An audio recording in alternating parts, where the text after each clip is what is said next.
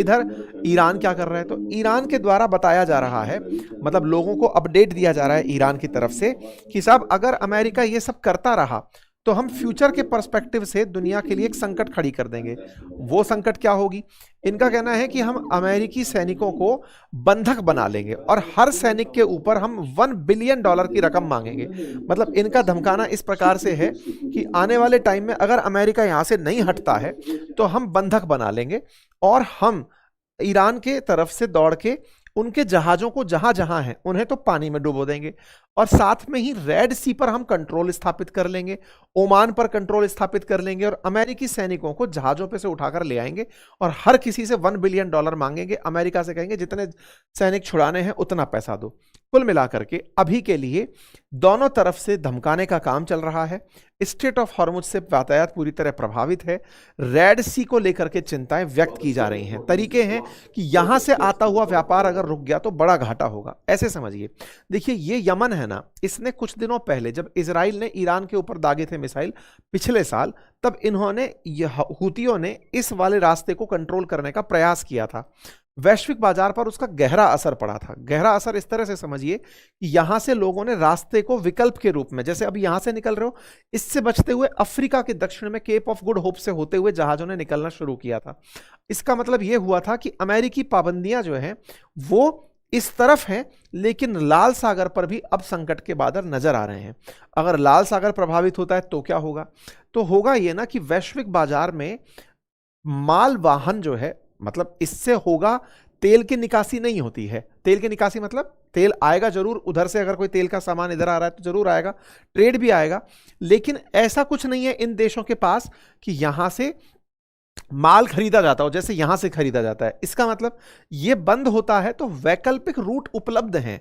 इसके बंद होने पर रास्ता जो है वो बिल्कुल अफ्रीका के नीचे से होकर जाने का उपलब्ध है। लेकिन दिक्कत क्या है कि मान लीजिए जो जहाज अभी यूरोप से इंडिया मान लीजिए 30 दिन में आ रहा है, तो अब वो 40 दिन में आने लगेगा, 45 दिन में आने लगेगा। अगर उसे और दूर से आना है तो मतलब स्पेन पुर्तगाल साइड से आना है तो रास्ते लंबे हो जाएंगे, उससे महंगाई बढ़ने का फिर से संकट उत्पन्न होता है। तो कहने का मतलब है कि दुनिया में इन दिनों इस प्रकार के जितने भी क्षेत्र हैं उन्हें रास्तों को बंद करने की धमकियां दोनों तरफ से दी जा रही हैं और यही सबसे बड़ा संकट बना हुआ है कि बाब अल मंडल से जो माल है वो 4.8 मिलियन का, मतलब ये हर बार का ट्रेड का डेटा है जो हर बार निकाला जाता है। लास्ट टाइम भी जब ये हुआ था तब यहां पर इन्होंने चोक पॉइंट पैदा किया था तो फिर जहाज नीचे से निकलकर आने लगे थे। यहां से बहुत ट्रेड होता है। एक इंटरेस्टिंग फैक्ट आपको बताता हूं, ये जो यूरोप वाला एरिया है ना, देखिए स्ट्रेट ऑफ हॉर्मुज तो तेल बेचने के काम आ रहा है, स्वेज कैनाल से यूरोप का माल भी आता है और जब यहां से रास्ता बाधित होता है तो देखो जहाज नीचे से होकर आने शुरू हो जाते हैं। यहां से रास्ता बाधित हो रहा है तो नीचे से जहाजों की संख्या बढ़ने लगती है और ये सारे जहाज जो हैं वो अल्टीमेटली यहां क्यों जा रहे हैं? क्योंकि इधर चाइना, साउथ कोरिया और जापान जाना है। ये क्या है? ये है straight of Malacca. Straight of Malacca की क्या कहानी है? स्ट्रेट ऑफ मलक्का असल मायने में चाइना तक 40% जो ट्रेड है चाइना का वो इससे डिपेंडेंट है। मतलब ये समझिए कि जैसे अभी आपको ये 2 चोक पॉइंट दिख रहे हैं, उससे भी ज्यादा भयानक चोक पॉइंट ये है। इस पर कौन कंट्रोल करता है? 3 देश। यहां पर कौन है? इंडोनेशिया, ऊपर कौन है? मलेशिया, और इधर कौन है? सिंगापुर। ये तीनों देश मिलकर के मलक्का पर कंट्रोल करते हैं। मलक्का से साउथ चाइना सी की कनेक्टिविटी है, तो इंडियन ओशन और साउथ चाइना सी के बीच में मलक्का स्ट्रेट जो है ना वो चाइना की बहुत बड़ी दिक्कत बनी हुई है। अमेरिका ने रिसेंटली क्या किया कि इधर होते हुए कलेश को देख करके इंडोनेशिया से समझौता कर लिया है। वहां जाकर के बातचीत की है कि सामरिक रूप से आप हमारे मित्र बने रहना, कल को अगर दिक्कतें आएंगी तो मेरे साथ खड़े रहना। मतलब अलग लेवल पर तैयारियां चल रही हैं। रास्ते अगर रुक रहे हैं तो आगे कोई रास्ता ना रुके उसकी तैयारियां चल रही हैं। अभी रिसेंटली अमेरिका ने इनके साथ, इंडोनेशिया के साथ में समझौता किया है ताकि स्टेट ऑफ मलक्का को कंट्रोल किया जा सके। अब स्टेट ऑफ मलक्का में क्या है, इतना खास क्यों है? तो देखिए भारत का जो अपना अभी अंडमान निकोबार वाला एरिया है ना, उससे होकर के ये रास्ता बड़ा अच्छे से मतलब कंट्रोल हो पाता है। आप ऐसे समझिए जैसे अपना ये इंडियन ओशियन है, आपको इंडियन ओशन में अंडमान निकोबार दिख रहा है, यहीं पर हमने अपनी ट्राई सर्विस कमांड भी स्थापित की हुई है। यहां से अंडमान निकोबार से होते हुए आप इस रास्ते से जब एंट्री करते हैं तो बड़ा हिस्सा आपको इंडोनेशिया का, मलेशिया का दिखाई देता है और यहां पर टिप पर बैठा हुआ सिंगापुर दिखाई देता है। अभी सिंगापुर क्या करता है कि यहां से आने वाले जहाजों का रिफ्यूलिंग सेंटर बना हुआ है, पोर्ट ऑन कॉल बना हुआ है, वहां पर उतर करके जहाज से लोग अपने अपनी मतलब शहर घूमने चले गए टाइप से हरकतें, मतलब एक तरह से समझिए मिडवे टाइप से सिंगापुर बिहेव करता है। तो अमेरिका क्या चाह रहा है कि इस तरह बड़े आइलैंड से, आइलैंड किसका है ये, इंडोनेशिया का, इंडोनेशिया से डील हो जाए, और वो करने में कामयाब हो गया है।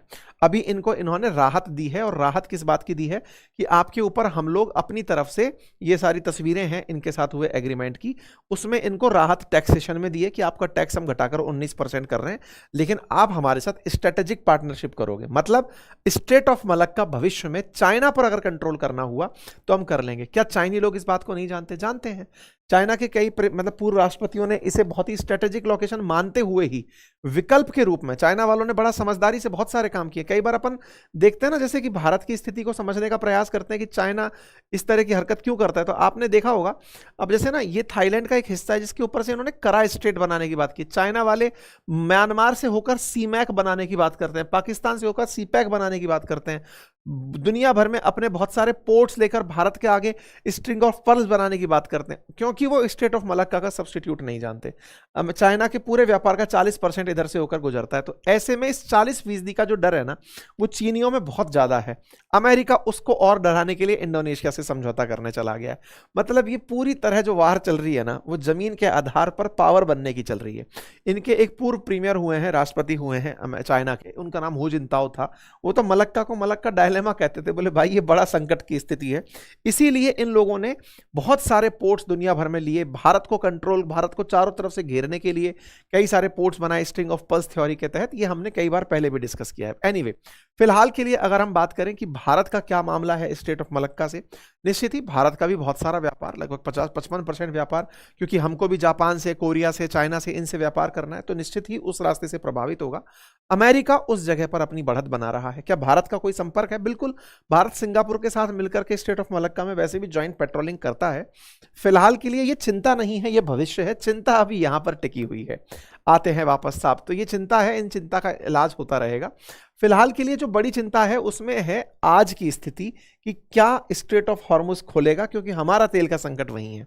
तो ऐसे में पाकिस्तान की तरफ से जो आसिम मुनीर हैं, जो यहाँ के फील्ड मार्शल हैं, वो यहाँ पर पहुंचते हैं और ईरान के विदेश मंत्री से मुलाकात करते हैं। तस्वीरें बाहर आती हैं, इनको रिसीव करने के लिए विदेश मंत्री जाते हैं, बातचीत होती है। बातचीत में उद्देश्य यही है कि दोनों देश किस बात पर सहमत हो। अटकी कहाँ है बात? ये गालिबाफ से भी मुलाकात करते हैं। अटकी कहाँ है बात? बात अटकी है कि अमेरिका बोलता है कि आप न्यूक्लियर एनरिचमेंट कहो कि अगले 20 साल तक नहीं करेंगे, और ईरान कह रहा है हम अगले 5 साल नहीं करेंगे, इस बात पर सेट हो जाओ। दूसरा, जो यूरेनियम एनरिच कर लिया है, उस एनरिच यूरेनियम को किसी दूसरे देश के पास रखवा दो। दूसरा देश कौन हो सकता है? तो दूसरे देश के नाम के ऊपर रशिया का नाम लिया जा रहा है, लेकिन देखना होगा कि ये कहीं खुद को ही प्रेजेंट ना कर दे कि हमारे पास रखवा दो।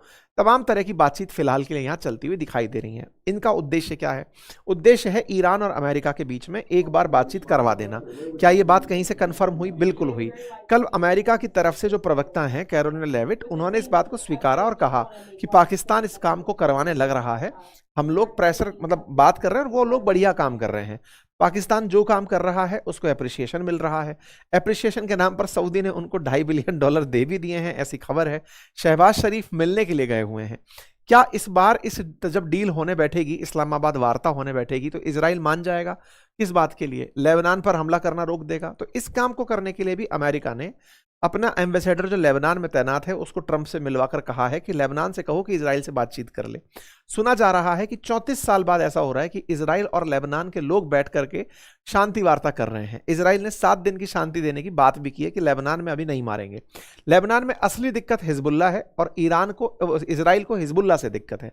लेकिन ट्रंप चाहते हैं कि इस तरह की वार्ता जब हो रही हो तो इजराइल शांत बैठे ताकि दुनिया को इनका प्रभाव दिखे। कुल मिलाकर ट्रंप अपनी बात को सही सिद्ध करने के लिए कि स्टेट ऑफ हॉर्मुज को मैंने खुलवाया, मैंने इजराइल को मनाया, ईरान को मनाया, इसको मनवाने के लिए, शांति की राह पकड़ने के लिए फिलहाल मैक्सिमम प्रेशर अपना रहे हैं। दुनिया प्रभावित हो रही हैं। आप लोग इसे कैसे देखते हैं जरूर कमेंट बॉक्स के अंदर बताइएगा।